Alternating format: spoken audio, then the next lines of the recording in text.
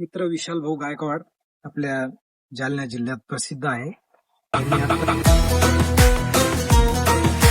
तर नमस्कार मित्रांनो, मी सर्प मित्र विशाल गायकवाड. तर आपल्याला एक कॉल आलेला आहे बदनापूर पासून. बदनापूरच्या थोडस पुढे आहे, तिथे इंडियन प्रॅक्टिकल कोबरा पडलेला आहे. तर आपण बघूया तो साप कशा कंडिशन मध्ये काय आहे. तर आपण जाऊया तिथे रेस्क्यू करण्यासाठी. तर माझ्यासोबत आपले मित्रमंडळी आहे. तर हे पण रेस्क्यूवरच आहे. तर आम्ही रेस्क्यू करायला चाललो. थोडा व्हिडिओ इंटरेस्टिंग होणार आहे, तर पूर्ण व्हिडिओ बघा आणि व्हिडिओला स्किप करू नका आणि चॅनलला सबस्क्राईब करायचं विसरू नका आणि लाईक शेअर कमेंट करा. चला.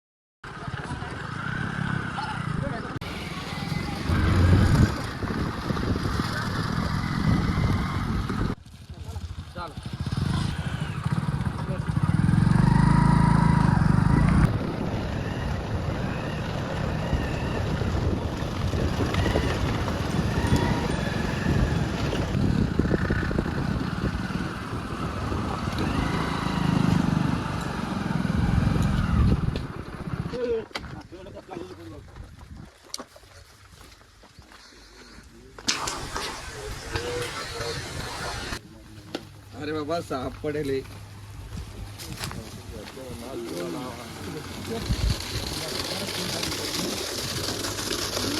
तिथे रेस्क्यू करण्यासाठी आलेला आहे. बघू शकता तुम्ही, इंडियन प्रॅक्टिकल कोबरा आहे. तर ते कालपासून पडलेलं आहे म्हणजे विहिरीमध्ये. तर आपण त्याला आता म्हणजे रेस्क्यू करू.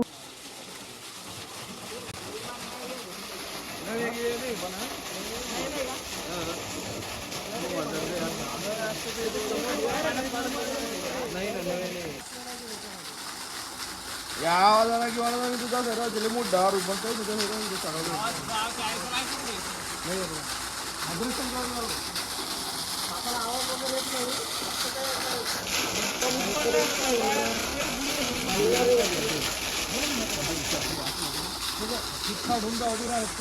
आमच्या आकड्यावर होता.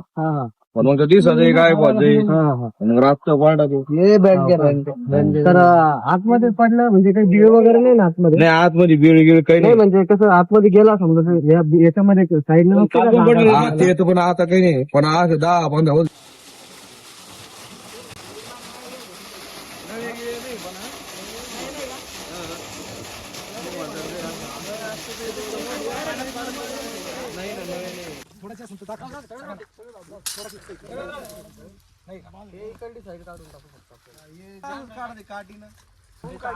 मारून म्हणजे असं टाकली काठी, त्याला कुठं जागा नाही अशी, तर त्याच्यात येऊन बसतो सुरक्षित. आणि मग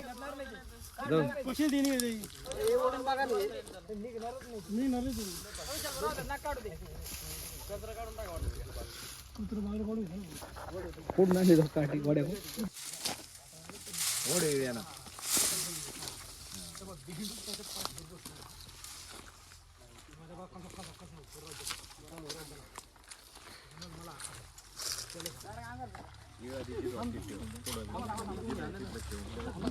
मागचं दुरी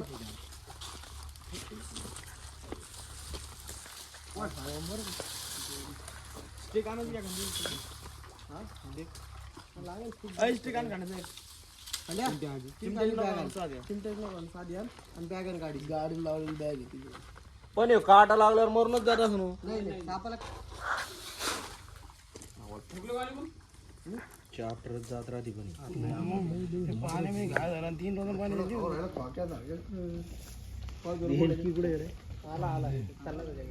त्याला ते त्याला सुरक्षित वाटत नाही याच्यात आल्यावर. पहा कसा आला येतो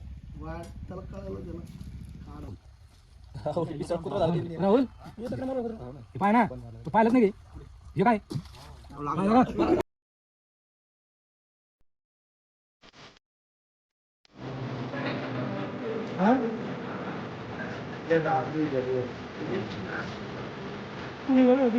मला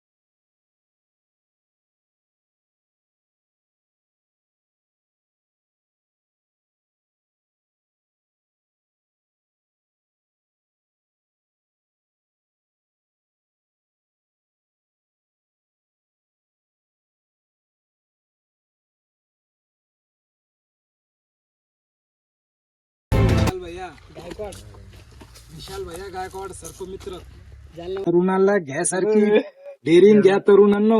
मोबाईल वर नका बसू तर नुसतं. इंडियन स्पेक्टिकल कोबरा आहे मित्रांनो, हा भारतीय नाग आहे. तर याच्यामध्ये निरोटॉक्सिक नावाचं पॉयझन असतं आणि हा फुल साईज मध्ये कोबरा आहे बघा. या सापाला एवढं मोठं व्हायला कमीत कमी 15 ते 20 वर्ष लागते, एवढी साईज व्हायला त्याला. तर लोक एवढा मोठा साप दिसला की त्याला मारून टाकतात, पण त्याची जिंदगी म्हणजे तुम्ही विचार करा, आपल्याला जर मोठं व्हायला आणि नंतर एकदम जीव गेला तर आपल्या सगळ्या फॅमिलीला कसं वाटतं. तसेच यांची पण पोझिशन आहे की एवढा मोठा साप व्हायला त्याला एवढे दिवस लागते, लोक येतात आणि त्याला एका काडीने एका फटक्यात मारून टाकतात. म्हणजे त्याला पण किती त्रास आहे, फक्त एवढं की त्यांना बोलता येत नाही म्हणून, ते सांगता येत नाही काही नाही म्हणून लोक त्याचा फायदा उचलतात आणि त्याचा जीव घेतात. तर मित्रांनो, मारण्यापेक्षा एकदा वाचून बघा, त्याच्यामध्ये खूप आनंद भेटेल तुम्हाला. आणि हा विषारी जरी असला साप तरी पण हा चावण्याच्या आधी माणसाला दोनदा सतर्क करतो, फणी काढून दोनदा खाली आदळण, त्याच्यानंतर तिसऱ्या चौथ्या वेळेस ज्या टायमाला त्याला म्हणजे त्याच्यावर पाय पडलं हे पडलं त्या टायमाला तो बाईट मारल. असा साप तुम्हाला चावणार नाही. आपण फणी दाखवू तिथे गेल्यावर, म्हणजे आतमध्ये टाकताना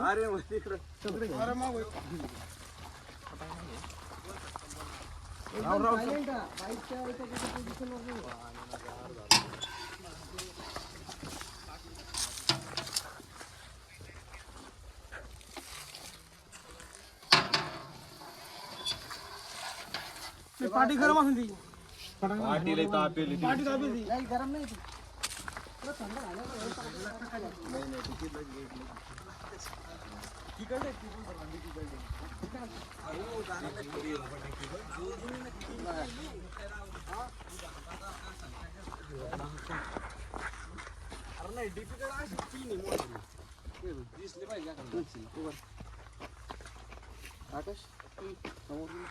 तर हे तुम्हाला वाटत आणि खेळ वगैरे दाखवलं तसा विषय नाहीये, याची फक्त फणी दाखवायची आहे. तर किती मोठा साप आहे हा आणि याची फणी किती मोठी असती, हा त्याच्या शरीरापेक्षा मोठी फणी काढू शकतो. आणि लोकांना वाटतं की धामण वगैरे आहे म्हणजे मोठी असल्यामुळे, तर नागामध्ये पण ही साईज असती, तुम्ही बघू शकता.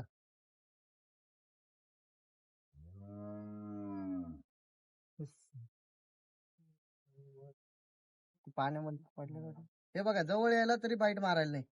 जेव्हा तो दबला त्या टायमाला तो चावणार, म्हणजे त्याच्यावर पाय जेव्हा पडला, हे बघा पायाजवळ आला तरी बाईट मारायला नाही तो, म्हणजे चावायला नाही. कारण की त्याला ज्या टायमाला खतरा महसूस झाला त्या टायमाला तो अशी फणी काढतो आणि माझ्या पण सतर्क राहा म्हणतो. स्पीड आहे त्याला, पण त्याला नाही का असं कळालं नाही त्याला मारलं म्हणून, म्हणजे काही त्याला खतरा आहे म्हणून. आता लोक म्हणते साप मागे लागतो, आता माझ्या दिशेने आला तो जवळ पळून गेला, म्हणजे लोकांना वाटतं की साप मागे लागतो, साप वगैरे मागे लागत नाही म्हणून. या थैली घ्या बॅग.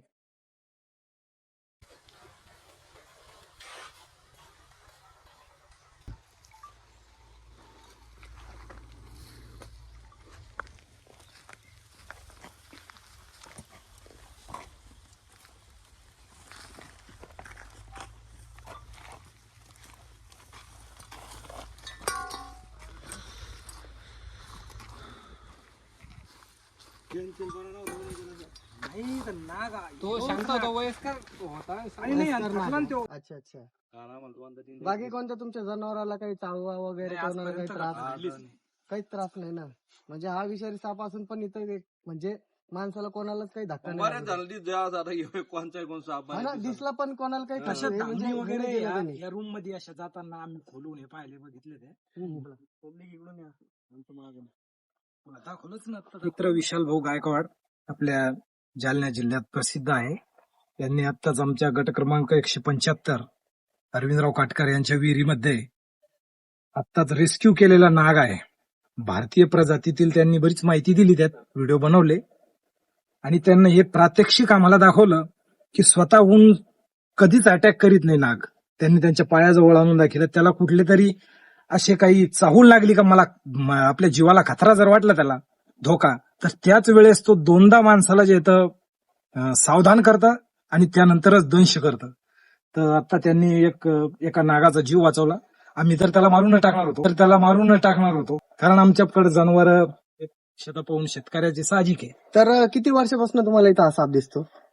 आम्हाला 4-2 वर्षात एकदा तरी आम्हाला आढळतो. दिसतो पण तुमच्या आतापर्यंत जनावराला किंवा कोणत्या कधी माणसाला दंश किंवा नाही. कोणाला काही दंश वगैरे नाही, झाला अशी तसा? कुठली आमच्या शेतात सुद्धा कुठं या 50 एकर मध्ये सुद्धा अशी कुठलं घटना घडलेली नाही आजपर्यंत. तर म्हणजे आता एवढं दिसलं, आता तुम्ही काय सांगू शकता लोकांना की लोक काय करतात, विषारी साप दिसले की लगेच मारून टाकतात. नाही, म्हणजे आता- साप दिसला तर ते म्हणते अरे बाप हातात एखाद्याचा जीव घेणार आहे. याच्याविषयी जागरूकता आपल्याकडून मिळाली. आम्हाला तर माहित नव्हतं या गोष्टी, हा हा परंतु आता दाखल विशाल गारखेडे आमचाच विद्यार्थी हा हा आकाश. दहावीला. मग आम्ही त्याच्या असेच फेसबुकवर व्हिडिओ पाहायचो, तो साप पकडाचा असं तसं. हा हा मग त्याला मी सकाळीच फोन केला. हा आमच्या टीम मधला आहे ना तो, पण पकडतो रेस्क्यू वगैरे. बरं झालं ते आम्हाला बी आमची बी डोळ्याची पारणी फिटली. असं कधी आम्ही बघितल्या नाही अशा गोष्टी डायरेक्ट. या मुलांना बी हे नवीन आता हे हा ना, मी तुम्हाला का दाखवलं म्हणजे लोकांना काय वाटतं आम्ही स्टंट वगैरे करतो, सापासोबत खेळतो म्हणजे त्याची हे दाखवतो. ते तुम्हाला काय दाखवलं तिथं की बाबा तो पायाजवळ आला तरी पण तो बाईट करणार नाही. म्हणजे माणसाला काय वाटतं अरे बाप तो जवळ यायला लागला, चावण मागं लागतो. मी तुम्हाला दाखवलं साप मागं लागतो, तो त्याच्या दिशेने चालला होता.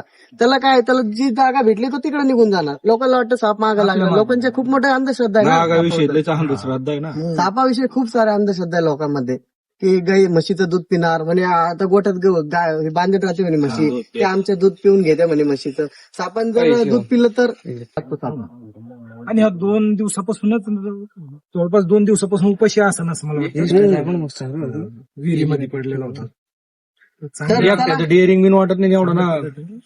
एकट्याने नाही करणाऱ्या माणसाला हजार बी माणसाला मला काल 2दा दिसला म्हणे. मला सांगितलं दादा ना म्हणे बोलवलं म्हणे. मी विचारलं ना काय करायचं काय मग आता कसं काय, तो म्हणे ते बोलवलं म्हणे. तर मित्रांनो व्हिडिओ कसा वाटला तुम्ही नक्की कमेंट मध्ये सांगा आणि असेच व्हिडिओ बघण्यासाठी आपल्या चॅनलला सबस्क्राईब करा. तर भेटूया आपण नेक्स्ट व्हिडिओ मध्ये. तर सगळ्यांना जय श्रीराम. चला गार तर मित्रांनो आपल्याला त्या सरने खूप आग्रह केला चहासाठी. तर यांच्यासारखे खूप असे मोजके लोक असते की ते आम्हाला चहा प्यायला तरी बोलवते. असे काही लोक आहे की साप पकडल्यानंतर ओळख सुद्धा देत नाही, फक्त साप पकडून तर ओळखतात आणि त्यानंतर ओळख पण देत नाही. तर सरांनी खूप आग्रह केला त्यामुळे आपण त्यांच्या घरी चहा पिण्यासाठी आलो. मामा आहे ते.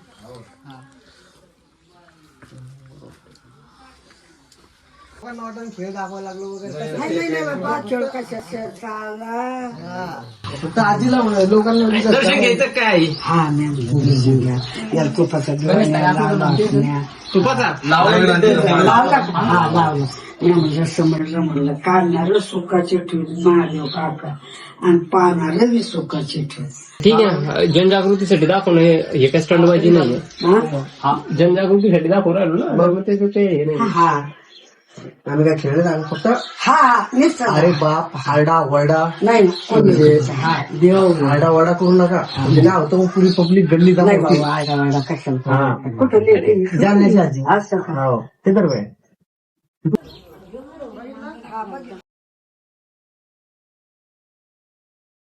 तर नमस्कार मित्रांनो, आपण आता तो दुपारी पकडलेला इंडियन स्पेक्टिकल कोबरा जो विहिरीमधून काढलेला आहे जालना जिल्ह्यामध्ये बदनापूर तालुक्यामध्ये कडेगाव म्हणून एक गाव आहे, त्या गावामधून आपण ते रेस्क्यू केला होता.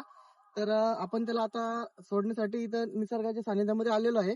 तर आपण तो आता रिलीज करत आहोत. तर तुम्ही बघू शकता जो की आपण साप पकडला होता तो म्हणजे कशा प्रकारचा होता आणि किती मोठा होता. तुम्ही तर बघितलाच तो कोणता होता, काय होता तो. तर आपण साप रात्री का सोडतो याचे एक कारण आहे. कोणता पण दिवस साप पकडला तर तो आपण रात्री रिलीज करतो. तर ती माहिती आपण नेक्स्ट व्हिडिओ मध्ये तुम्हाला सांगणार आहे. त्यामुळे पूर्ण व्हिडिओ बघत जा आणि व्हिडिओला न स्किप करता व्हिडिओ बघत जा, जेणेकरून तुम्हाला पूर्ण व्हिडिओ मधली माहिती वगैरे कळेल. तर बघा तुम्ही कोबरा आपण इथं सोडत आहे. ओ हो. हे बघा.